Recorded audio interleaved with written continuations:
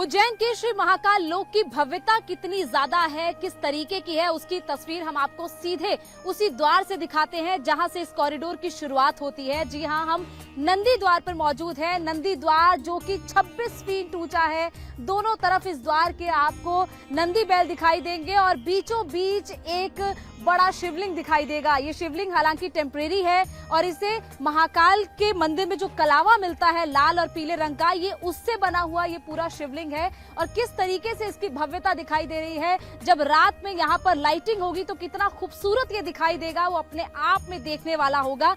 और यहाँ से शुरुआत होती है उस कॉरिडोर की। यहाँ से अंदर चलते हैं और आपको दिखाते हैं कि किस तरीके से पूरी प्लानिंग के साथ, बेहद ही खूबसूरती के साथ इस भव्य कॉरिडोर को तैयार किया गया है। यूं तो आपने भगवान शिव को अलग अलग रूपों में देखा होगा। कभी वो ठहरे हुए पानी की तरह शांत है, तो कभी एक उफान खाती हुई लहर की तरह उनका रौद्र रूप देखा होगा।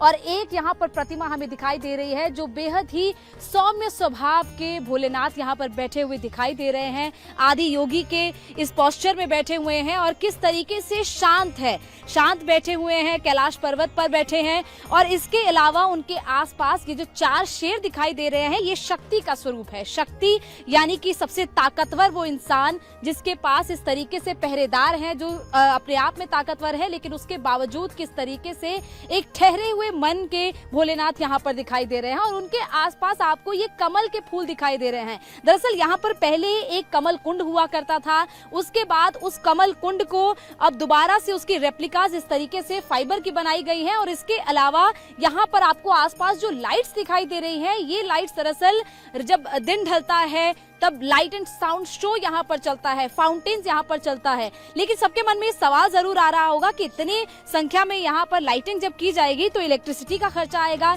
लेकिन उसको लेकर भी मध्य प्रदेश सरकार की तरफ से दूरदर्शी सोच रखी गई है कि किस तरीके से यहाँ पर जो पूरी इलेक्ट्रिसिटी इस्तेमाल होगी लाइटिंग के लिए, अलग अलग जगह पर फाउंटेन्स चलाने के लिए, उस इलेक्ट्रिसिटी को यहीं पर जनरेट किया जाएगा। 90% इलेक्ट्रिसिटी इसी कॉरिडोर में जनरेट करके यहीं पर इस्तेमाल की जाएगी।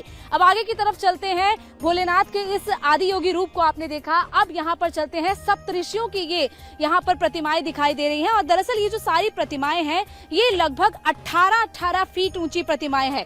18 फीट ऊंची ये 8 प्रतिमाएं हैं।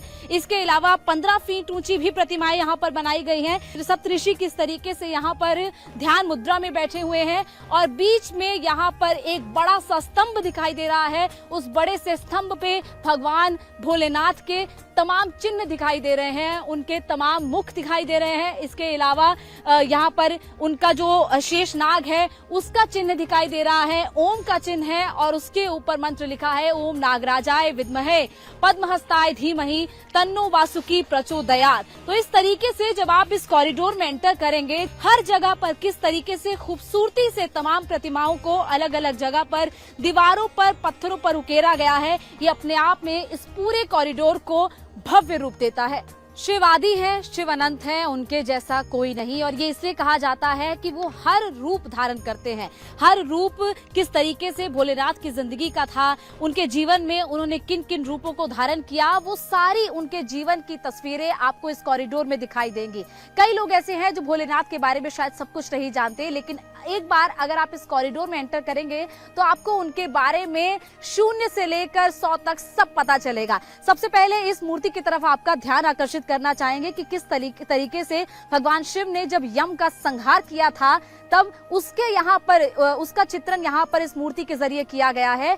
इसके अलावा आगे की तरफ चलेंगे तो आगे की तरफ किस तरीके से भगवान ने काल भैरव का रूप लिया था, वो काल भैरव का रूप किस तरीके का था वो यहाँ पर दिखाई दे रहा है। इसके अलावा ये तमाम जो मूर्तियां हैं, दरअसल ये सारी मूर्तियां एक खास तरह के फाइबर से बनाई गई हैं जिनकी उम्र लगभग 100 साल है। हालांकि इनका धूप के कारण रंग थोड़ा फेड हो सकता है, लेकिन उसे भी धीरे धीरे पेंट करके जब जरूरत पड़ती है तब उसे पेंट करके ठीक किया जा सकता है। एक और मूर्ति की तरफ हम यहाँ पर पहुंचे हैं कि किस तरीके से जब विवाह प्रसंग यानी कि भगवान का जब भोलेनाथ की माँ पार्वती से शादी हुई थी तो किस तरीके से शिव लीला का शिव स्वरूप उन्होंने दिया था, किस तरीके से उनके जो 5 मुख है वो दिखाई दे रहे हैं, उनके 10 हाथ दिखाई दे रहे हैं, सब तमाम हाथों में उनके अलग अलग तरह के अस्त्र दिखाई दे रहे हैं और कितने शिव स्वरूप, कितनी चिंतन मुद्रा में वो यहाँ पर बैठे हैं। सफेद और गोल्डन रंग की ये खूबसूरत मूर्ति जो कि भगवान शिव की जो बारात थी वो किस तरीके से निकली थी, उस बारात में कौन कौन शामिल हुआ था, किस तरीके से भोलेनाथ माँ पार्वती से शादी करने के लिए पहुंचे थे, वो यहाँ पर चित्रण किया गया है उसका। तो बेहद ही खूबसूरत तरीके से इस पूरे कॉरिडोर को बनाया गया है, इस पूरे कॉरिडोर को प्लान किया गया है और किस तरीके से ये पूरे कॉरिडोर में घूमते हुए आप सीधा महाकाल मंदिर में पहुंचेंगे, वहां पर दर्शन करेंगे या फिर दर्शन करने के बाद भी इस कॉरिडोर को देख सकते हैं आप। कैमरा पर्सन जहान शर्मा के साथ गौनिका अरोड़ा, इंडिया टीवी, उज्जैन।